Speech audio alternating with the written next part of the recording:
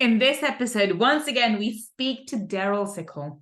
Darryl is one of the world's leading experts on trust with over 22 years of experience. His PhD, Building Trust in Hostile Environments from Duke University, established him as a global leader for governments, businesses, NGOs on practical approaches to building trust. And recently he's completed his book, Building Trust, Exceptional Leadership in an Uncertain World. And today we're talking to Darryl about how to build trust for unlimited and ultimate success. Let's speak to him and find out how you and I can build trust with our clients, with our team members to build a better business. And if you want to upgrade your money mindset, then click on the link www.millionairefoundations.com and watch my free training.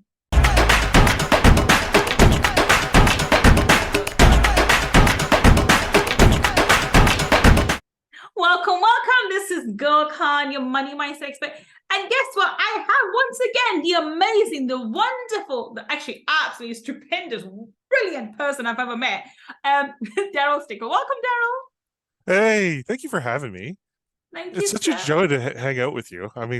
Thank you, Darryl. I really enjoyed our conversation on Friday Feature. I love most of my guests anyway, but I've absolutely loved it. Those of you who haven't heard the Friday Feature conversation, please go ahead and listen to why I'm in love with this man. Honestly, the concepts he talks about is phenomenal, and I'm super excited to be talking about today's topic. Before we do that, Darryl, tell everybody what it is that you do.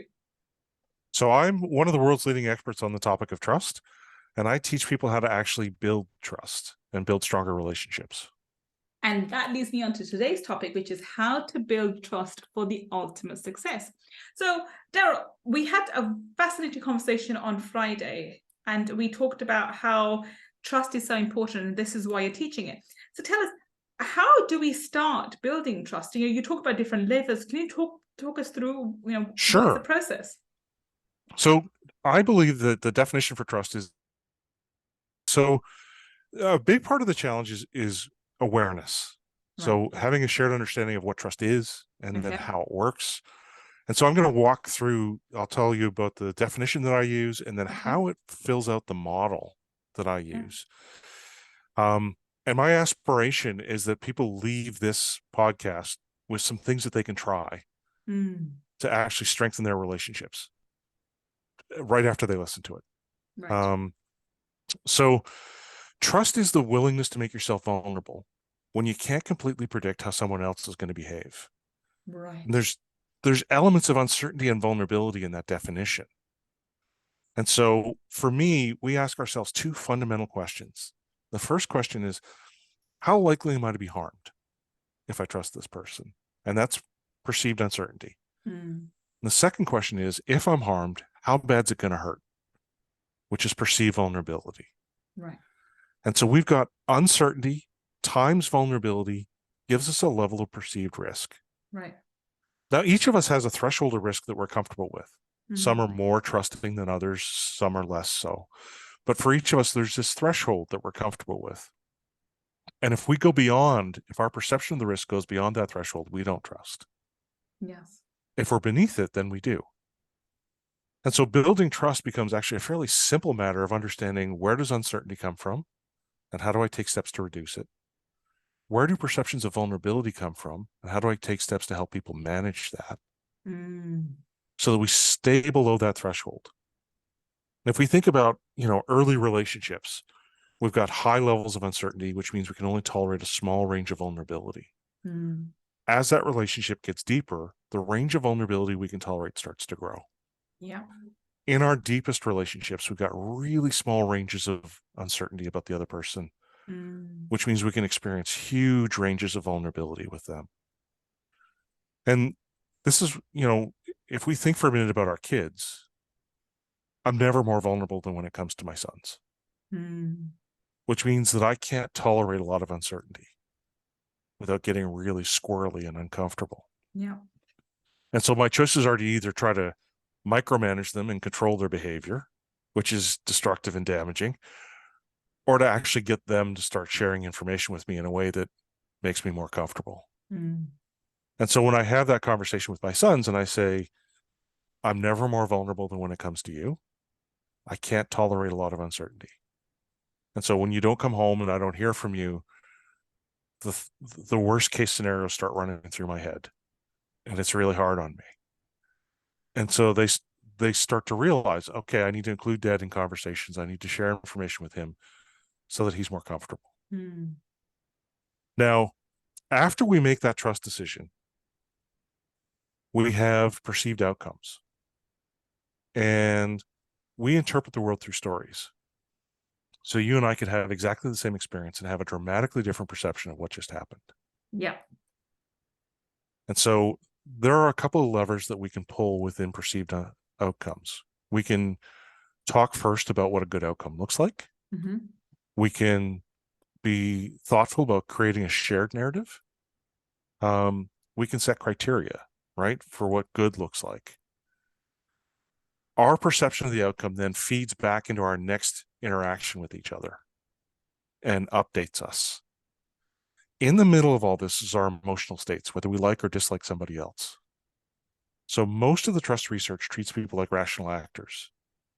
You've met people, right? Yeah. Yeah, we're not always rational. People, yeah, people are emotional beings. Yeah. Some more And than so others. some more than others. And for some of us, some more at certain times than others. Yes, I mean, I have to say females, let's not beat about the bush. We were talking about this off the camera. Females are emotional beings, but then naturally, that's how nature intended them to be emotional beings. At certain times, or not all the time, but certain times of the month, they are more prone to having emotional outbursts, and they're more vulnerable because they're more emotional. But there's nothing wrong with that. You just need to understand that. Yeah. And so when I wrote my doctoral thesis on building trust in hostile environments, and partly what I came to understand is that a lot of times we're trying to apply these cognitive, rational approaches to profoundly emotional situations. That doesn't go well, right? I mean, one thing I learned in sales is people make emotional decisions and then they justify with logic. And I think that works in all areas of your life. Yes. And the more emotional we are, the stronger our emotions are, the less rational we are. Yeah. Right. So at our extremes, when we love someone or we hate someone, we're not totally rational about how we view them. Yeah. Right. And so I think that there are 10 levers we can pull to build trust. And, we were talking on Friday, we talked about the fact that we all have the ability to build trust. Some are better than others. Yeah. Those who aren't good have a lever that they pull. Those who are better have multiple levers that they pull. Those who are really good have multiple levers and they know when to pull which one. Yeah. But it's a continuum that we can all kind of work at and get better at. It's a skill that we can all build. And so if I was going to narrow this down a bit more, I would say, there are 4 levers within uncertainty. Right. And so uncertainty comes from us as individuals, and it comes from the context that we're embedded in. And so the individual stuff is where most of the trust research sits. And there was an article written in 1995 by a friend of mine named Roger Mayer that was sort of one of the seminal pieces, and he talked about benevolence, integrity, and ability as the 3 levers that promote perceptions of trustworthiness. And benevolence is, the belief that you've got my best interest at heart, that you'll act in my best interest. Integrity is, do you follow through on your promises and do your actions line up with the values you express? Ability is, do I have the competence to do what I say I'm going to do? Context is sort of like the rules of the game. How am I constrained? A lot of times when I teach, I used to ask people, I would say, if you could be anywhere, doing anything with anyone right now, how many of you would be sitting here listening to me speak? Now I stopped doing that because it wasn't good for my self-esteem. I wouldn't have thought so. No, right? Because we can all think of being somewhere else with someone else and doing amazing, fun things. And seeing so on the the beach question is, somewhere. exactly, right? Or hang out with your kids, or whatever it might be. Yeah. So why were they there? Well, it was the context. Right? They had something else they were working on. They were working towards a degree. Their boss told them they had to be there. Whatever it was, there was something within their context that was constraining their behavior. the better we can understand that, the better we are able to predict other people, the less uncertainty we have, right? And there are times when we trust people without knowing anything about them. So you go to a doctor's office, they say, take off your clothes, and you do, right? I've tried that in other places. It doesn't work.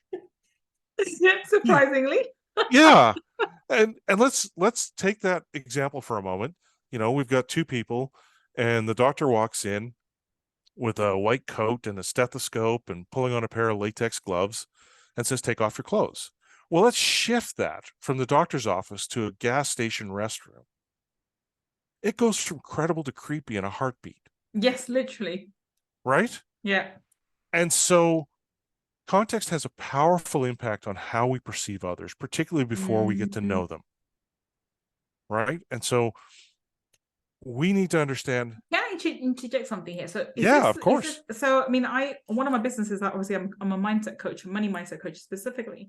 Yeah. And they talk about, in sales, they always talk about, building that, positioning yourself and, and making yourself credible. So is that what you're referring to in this context? So, you need to put things in context. Like I'm one of the leading money mindset experts because I've done this, and this, and this is my personal journey, and these are my clients. So we're putting that context in there for them to actually believe that I can do what I say I can do, and I am an expert, like as I say I am. Is that what you mean by that? That's a big part of it. It's, right. Here's what the rules are. Here's how I'm constrained. Here's my social network, because our context can be parts formal and informal. Right. Right. There are rules and regulations that constrain us. Those are the formal elements, job description, compensation structures, all of those kinds of things. There are informal things like our relationships, our reputation, our values. Those are all sort of elements that constrain our behavior and make it easier to predict us. And I had a fascinating experience with a group of senior executives where I sat down with the CEO and his three vice presidents, and I said, I want the three vice presidents to write down how they think the CEO is constrained, what his context is. And I want the CEO to do the same exercise, but write it from his own perspective. And then we're going to contrast. And it provoked this fascinating conversation of, oh, that's why you make those decisions. Okay. And so we can pull the context lever by making people aware of who we are, by sharing elements of our context with each other. Right. But we can also make public commitments, right? We can constrain ourselves within the context by signing contracts, creating new rules, changing incentive structures. There's a bunch of ways we can shift the context, right, to promote different types of behaviors. Now, I go through and I try to systematically go through all 10 levers. So there's 4 of them within uncertainty, and that's benevolence, integrity, ability, and the context. There's 2 of them within vulnerability, and that's what do I believe is at stake, and how I value that. And then there's also an element of context there, right? It's how scarce are my options? What kind of alternatives do I have? Perceived outcomes, again, we've got, was it a success or a failure, and who bears responsibility? Who gets the credit or who gets the blame? Those are levers we can pull. And again, context will play a role because there's this great video with these 2 monkeys, and they're both getting bits of cucumber, right, for handing a rock back to the experimenter. And they're in cages side by side. And then the experimenter hands a grape to one of them, and the other one kind of goes, wait a minute, there were grapes? And now all of a sudden, the person hands them a cucumber, and the monkey throws the cucumber back at them. So the cucumber was fine until they saw that somebody else was getting grapes. And so that changed the perception of the outcome. And so we evaluate our outcomes relative to others around us. So the context plays a role. 100%. And then within our emotions, again, whether we like or dislike someone, and the context can play a role there as well, right? We can be triggered by certain symbols or signals. that can have an emotional impact on us and cause us to react strongly. Mm. And so those are the 10 levers that we can pull. And what I do is I try to systematically go through and explain the levers and then explain how to pull them. Because a lot of people are talking about trust right now, but they're not talking about how to build it. They're talking about how important it is, how dangerous it is that we don't have it. Exactly. So the conversations I've had up until today, until I came across you, was about the importance of trust. Right. And the only context that we talked about building trust was to to make sure that you do what you're going to say or you do. So you follow through what you said you're going to do, Right. and you don't lie and so forth. So you're seen to be someone of integrity. There was no conversation about having different levels and levers and pulling those and having benevolence, and so that conversation was not present. Yeah. Yeah. And we think about what's going on right now with things like climate change, race relations, changing norms and values, technological advances, pandemics. We have a series of complex, I call them big hairy problems. Some people call them wicked problems, but They are wicked. I would say they are. wicked. Yeah. Yes. Yeah. So we've got these wicked problems that require collective collaborative action They do. for us to solve. Yeah. And trust levels are at the lowest we've ever seen. Yeah. And My do you know gosh, why they that are. is? Do you know why that is? Why? Uncertainty times vulnerability gives us a level of perceived risk. Our vulnerability has stayed fairly stable or maybe even increased a little bit, but our uncertainty is bouncing all over the place. Wow. Okay. So we were The talking about rules are changing. conversation off the camera before, so I'm not going to mention that conversation, but why the reason why I'm the most easygoing person when it comes to personal autonomy, and I don't care what anybody does in their personal life, I'm not really bothered about it, but now my blood is boiling is because the uncertainty of how it's going to impact my children. Right. And the vulnerability. And the vulnerability from there. And that's why I'm getting annoyed and I don't trust the mainstream education system and everything else. That's the reason why, because yes, now that is impacting directly with my family and my children and their mindset and who they are. right. And a lot of the times, we as parents are not being involved in the conversation. The uncertainty is too high. Uncertainty is incredibly high. And is when it was somebody else choosing things for their own life, that's fine. But when it's going to have an impact on my child, yeah, the vulnerability goes way up, right? And my ability to tolerate uncertainty shrinks. Completely to the point where I get into very heated conversations about it because I feel so strongly about it. Absolutely. And so our uncertainty is bouncing all over the place. People are becoming really uncomfortable being vulnerable. Really uncomfortable. Yeah. And so we need to be more intentional now about building trust than we've ever been. Yeah. We need to be more mindful of it, and it's something that we can fix. So let's pick one of the levers and do a deeper dive, and I'll show you how I help people actually figure out how to pull these levers in a way that makes sense. So let's talk about benevolence, because that's what we were talking about earlier off the camera. Yeah. Let's define what benevolence means for people. And Right. what we mean by benevolence.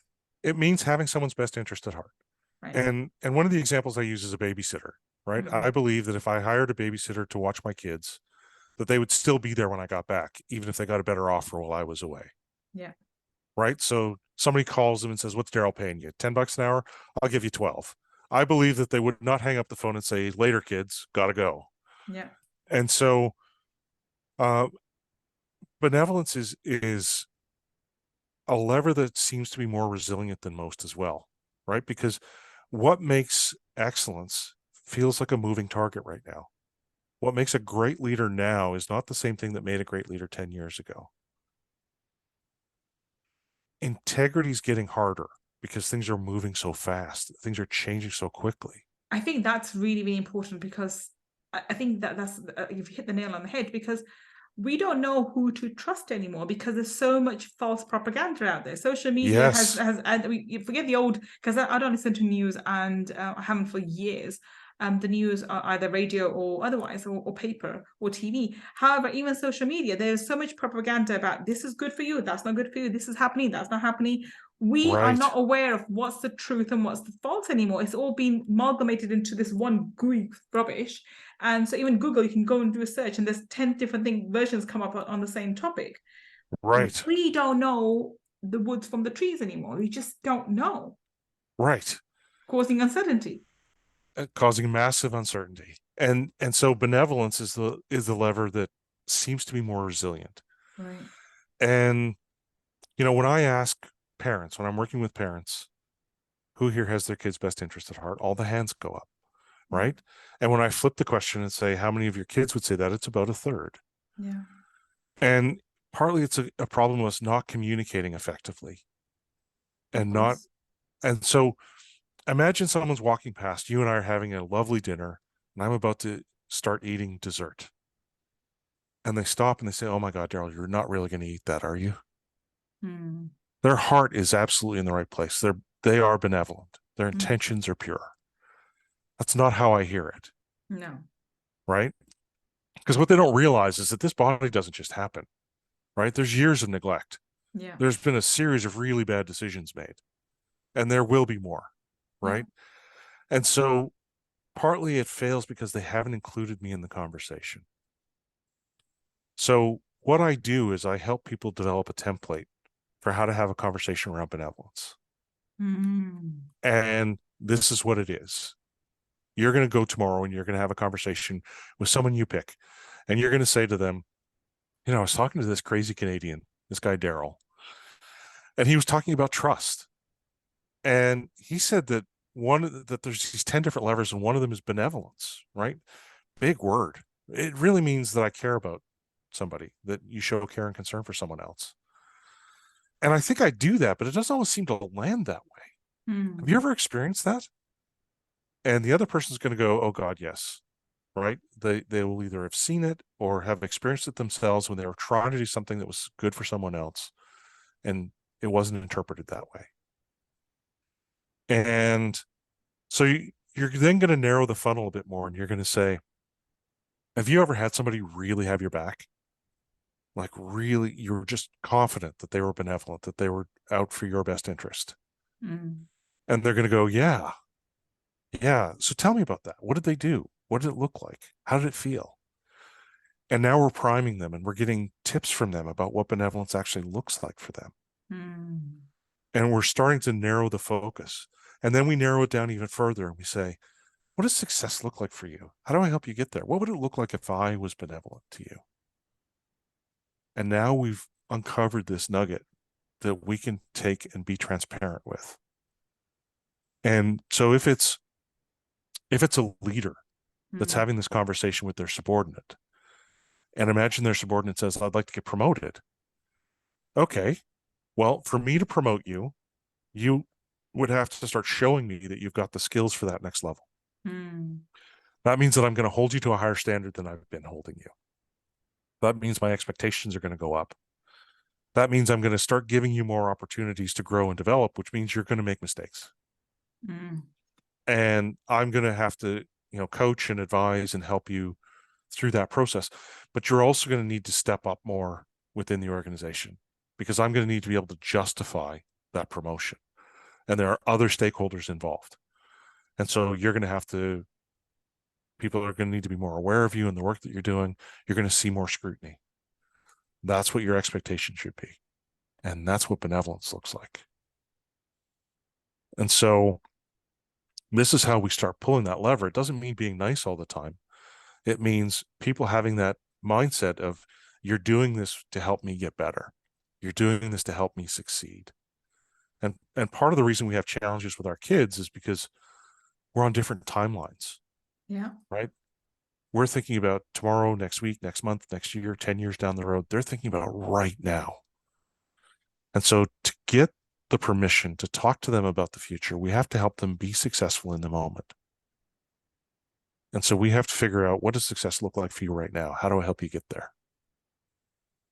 And, I had a student, because what I do with my students is I try to help them work through and practice these skills. So I had a student and I was sitting down with them and I said, tell me about a relationship that matters to you. And he said, my girlfriend. I said, okay. So you're going to go home tonight and you're going to say, I'm in this class. We're talking about trust. I've got this teacher. He was talking about benevolence. And, that's having someone's best interest at heart or really caring about them. And he said, ask me to think about a relationship that really mattered to me. And I said, you. And so that's step one. We're showing the person that we're thinking about them, that the relationship matters to us. I said, what really matters to your girlfriend? And he said, I think her family is the most important thing to her. Okay. So the next step in the conversation is going to be, he asked me what mattered most to you. And I said, family. Is that right? So now you're inviting her to be part of the conversation, to either agree or disagree. Now she's probably going to agree. And so when she does, you're going to say, I suspect that because your family is so important to you, that it would really matter to you that I get along well with your family. Mm-hmm. And so that means that I'm going to start having lunches with your family. I'm going to start calling them more often. I'm going to try to build a stronger relationship with your family because it matters so much to you. That's transparency. And he had a great night. The next day he came back to class and he said, my girlfriend says I'm allowed to talk to you whenever I want. And he said, what's the next lever, right? What are we going to talk about next? Because it worked. Yeah. It works. And that's how we pull the benevolence lever. When right? I'm listening to you, when I'm thinking and I'm feeling, because my brain's going in hyper mode again, I think we all do this at some level intuitively. What we don't do is actually pull these levers intentionally at the right time, because we don't have the right training for it or the right knowledge that this is the lever we're supposed to be pulling and this is how we should be reacting. Because every time you're mentioning something, there's those things I do it intuitively without actually thinking about it. And it's probably because of my training and who I am as a person. Yeah, and your experiences. And my experiences. And I remember when I speak to my clients, one of the things I say, and I say it quite honestly, is the reason why I continue my coaching is because I love what I do. Even when I retired from everything else and I've got an exit strategy for more different businesses, my coaching is I'll be like Bob Proctor. I'll be coaching until the day I die, and because I enjoy it so much. And because that's truth for me, that's my honest truth, it comes across and people understand that I do coaching not because of the money, because I make enough money for my other businesses. I do coaching because I absolutely love and adore what I do. So I have my clients' best interest at heart, because seeing them succeed actually makes me happy. Yeah. And I realize I share those things quite openly, and I'm not boastful about my income. I just am very honest about it. That honesty, which if I was being extra cautious, I think, oh, people think I'm arrogant, that I'm boasting I make so much money. No, it's the fact that I'm being honest to say, reason why I continue to do this is because I love what I do and I enjoy seeing you succeed. And that comes across in my voice, in my tonality, in the way I'm approaching. And I do this when especially when I'm having a difficult conversation with someone. Because obviously as a coach, you can not always be nice. I mean, at times, you are picking on really hard aspects of the personality which they have to work on. So I'm not always nice. I'm actually, at times I make them cry, but I'm doing it from a place of love. Right. And that's what comes across to them. That Gull means, I'm pulling the benevolence lever because I'm doing it for their best interest, not to be mean or horrible or cruel. I just have a genuine reason why I'm saying this, and it's for their betterment. And all the time, actually, I've never had anybody come back to me and say, you were wrong. They know that, okay, Gull's right. That's what I need to do. Even if it's a hard conversation or a hard task, they'll go ahead and do it. Sometimes a bit loony because I'm a bit, go off with because I do a bit of boo-boo stuff as well. But people are more open to listening to what I have to say because I'm coming from a place of love, and they feel that. But I do so that. They don't feel defensive. No, there's no the shields are not. So I think, and I do that, and I was thinking, my God, this is, if I can hone this skill to take it from my coaching out into the real world when I'm talking to clients for my other businesses, or when I'm talking to potential companies that I'm going to, that I'm looking to purchase or buy, or looking to build partnerships, that would 10x my business. Because it shows who I am, but not in this personal space where I do these people who've known me, who've been working with me for the last few months, but to strangers who can sort of pick up on that as well. And it's a skill set. It is. And it's absolutely honable. All right. It's something we can get better at. And what I find almost always with my students is they say, okay, first time I tried it, I felt awkward because it's a new muscle for me. Yeah. But because now you're doing it intentionally before you're doing it intuitively. Yeah. But they said, the response was so positive. Like the other person was just so willing to help me build this skill and interested in me getting better at this and learning alongside me as I was going along. And so, I systematically go through these 10 levers. And one of the things that I find really helpful is a shared vocabulary. Right. So I was working with a leader. She's a fantastic leader and an amazing person, but she worked for an organization that measured trust levels, and they had a bad trust measure. I didn't really like it, but they were at least measuring it.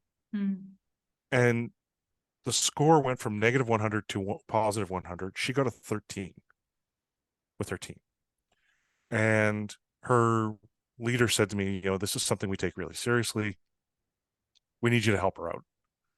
And so I started having conversations with her. I shared the model, started talking through how to pull the levers and coaching her.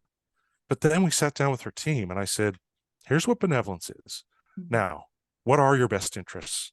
How could she help you achieve those? What would benevolence look like from her? Here's what integrity is. It's following through on our commitments, actions that align with our values. So are there promises that she or the organization is making that aren't being followed through on? What are the values that are being expressed? Do the actions line up with those? Here's what ability is. You've had great leaders in the past. What did they do? What could she do to be a great leader? And so all of a sudden we created this shared vocabulary and a transparency around these levers. Her score went from 13 to 80 within 3 months. Wow. And it's been at 100 since. And so we see this work incredibly well. And it's not like you're fooling people. It's not like you're manipulating them. You're telling them exactly what you're going to try to do. You're trying to communicate more effectively. And so that's what I do is I systematically help people go through these levers, practice them, apply them, and then they start to learn the skill of when to apply which ones. Now, you're a savant when it comes to building stronger relationships. But I've worked with people who are geniuses at tech, but people are a complete mystery for them. And they've come back to me and said, it's like you've given me a formula. I'm actually able to talk to people now. I'm able to connect with people in a way that I just never thought I would be able to. And I think this is a skill that's so essential for leaders. And until today, until I come in my conversation with you, I just assumed it's a skill that you naturally become charismatic, you become more open, and you learn on the job. And the more successful you are, the more you show people that you're able to do certain things. You build competency. People begin to trust and like and trust you. And it's a fascinating conversation for me to know that you can actually build trust with complete strangers who don't even know you, based on the way you communicate and how you interact with them. But it's a skill that you can hone and specialize in. And I think that's the ability of great leaders. They do that. I mean, one of my people that I absolutely love and adore, and I don't know him personally, of course, he was a Bollywood actor, but I don't like him so much for his acting ability, but the entrepreneur he is. Every single person who talks about him says how he's charismatic and he's so, everyone feels so heard by him. And everything you're saying at the moment makes me think he has the ability to make you trust him, like to a T. Yeah. he every time, someone said, oh, he made me seen, he listened to me, he knew who I was, and he made me feel special, and all those things. Right. Every single person says that about him, and he's this multi one of the richest actors. But I think he's got multiple other entrepreneurial things as well. He's very, very intelligent. But people comment on that ability, that he, doesn't matter who he is, he made me feel, I was a fan, and he went up to him and whatever else, and he made me feel seen, and he knew about my films, or he knew about this, and he did this, and he just made me feel so Right. special. Or his ability to, when someone comes to his house, he walks, that's a tradition that we have in South Asia. We walk our guests out to the door, but he does it as it doesn't matter his mega star, he walks people out to the door and opens a car door for them. It's just those small gestures Right. makes you seen, feel, and heard. So you automatically trust that individual, that he's got my best interest at heart. Yeah. I just, when you're saying this conversation with me, when we're having this conversation, I'm just thinking of all the different ways that these leaders are leaders and why they're leaders. Yeah. Yeah. Yeah. And it's one of the factors that profoundly differentiates, just okay from exceptional. Yeah. Because the more senior we become, the less direct control we have over outcomes. Yeah. And the more we depend on everyone else to achieve our goals and objectives. 100%. And so there's so many factors that drive success or failure for us. But our ability to build relationships is one of those factors that's actually within our control. And so it's a way for us to take control over our relationships, right? To focus on them, to be more intentional about them, to try to strengthen them. 100%. And yeah, and we could and do it. Yeah. And that's the only, the title for today's podcast was How to Build Trust for Ultimate Success. And I think everyone would agree, for you to have the ultimate success, you have to build relationships where people trust you. And not just your clients, but your subordinates, your team members, people around you, friends, so forth and so forth. There's every relationship that you have. It could be with the janitor, or could be with a CEO. Both people have to be, have to have an element of trust in you as a person. And the more they trust you, the more they will do, especially in sales, do transactions with you. People buy from people don't buy things. So I think this has been such an important episode for people, it's not been on sales directly, but I think it has a direct impact on sales and your ultimate success. So let's wrap this up. So in conclusion, what would you like to say to people to how can someone build trust in order for them to be successful? So you have some great insights. One of the first steps for us is to be vulnerable first. Yeah. Right. And so we share a bit of our own story, because it initiates a norm of reciprocity. It gets people to want to respond the same way. Yeah. And so for me, the initial phases are a little bit of vulnerability, so sharing a little bit, and trying to be benevolent, trying to show care and concern for the other person's interests and success. I'm thinking about the conversation we've had about the business you're thinking about purchasing. Mm-hmm. What would it be like if you took the model and shared it with them, and then said, let's let this drive our conversation. Let's talk about what benevolence looks like for you. Let's talk about what integrity looks like for you. Let's talk about what ability looks like for you, so that we can both get more comfortable with this transaction. So that you're actually talking the same language. I was thinking the same thing of, going back to them and having a conversation, say, okay, what can I do to make you feel comfortable? What do you need me to do in order for you to feel comfortable with this transaction? Because there's certain things which I can't deviate from, but there's certain things that I can do. So, you tell me, what can I do to help you along? And the response would quite possibly be, I don't know. Yeah. Right. Because we have this lack of awareness. And when I sit down, I was sitting with a senior executive and one of their subordinates.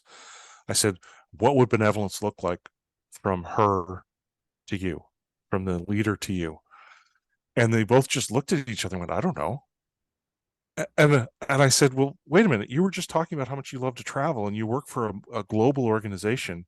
What about aspiring for a role that includes travel as part of your work? And the subordinate went, oh my God, that'd be fantastic. And the boss was like, well, we could do that. And so sometimes people don't know because it's hard for them. But as we start to deconstruct some of these problems, saying, well, what would benevolence look like? What would integrity look like? Where's the gap? Right? Because that's what we're looking for. Do you think that I'm not competent in some way? So it's an ability question. Do you think that I won't follow through on my promises? So is it an integrity question? Is the context at issue here? Because there's certain things I can't bend on, but others I can, and you're not quite sure what those are. Is it a question about benevolence, my best interest for the organization and the people that you've got working for you now, and how they'll be treated when I take over, and how your customers will be treated? What's the vulnerability you're experiencing? Is it your reputation, your future? How do we help you manage that? And so I think if people are going to want to start figuring out how to get better at building trust, and I'm reluctant to say this because it sounds like I'm flogging product, and that's really not what I'm trying to do. But buy the book, read the book, apply the concepts, right? Because I've really tried to scale what I do so that more people get access to it, because I think it really matters. There's a masterclass that walks through and gives role plays and exercises and helps people. There's a deeper course. Reach out to me if you want to talk about a deeper course that I offer that includes individual coaching and group coaching. Normally what I do for organizations is I start with the senior leadership team with that deeper course, and then we roll out the masterclass through the rest of the organization so that everyone's talking the same language. We start having, conversations from the senior leadership team to refresh these concepts and talk about them. So it starts to ingrain it in the organization. What a fantastic conversation. Honestly, I absolutely loved it today. Absolutely loved today's topic, and on Fridays as well. So it's been such an eye-opening conversation for me personally. So tell us, Darryl, how can we connect with you? Where can we find you on the internet? So go to trustunlimited.com. That's my website. And if you go to the About section, you can see my seeing eye dog, Drake. He's the director of goodness, the DOG. There's free content in the blog. So there's articles in there around trust and parenting, trust and leadership, rebuilding trust with the police, all kinds of different content. And there's some podcasts in there. You can go to my YouTube channel, which is Trust Unlimited Podcasts. And I think there's a whopping 77 subscribers so far. So you could be 78 if you hurry. It's just launched recently. My masterclass is available on my website. People can reach out to me at Darryl@trustunlimited.com by email, or look me up on LinkedIn, Darryl Stickel.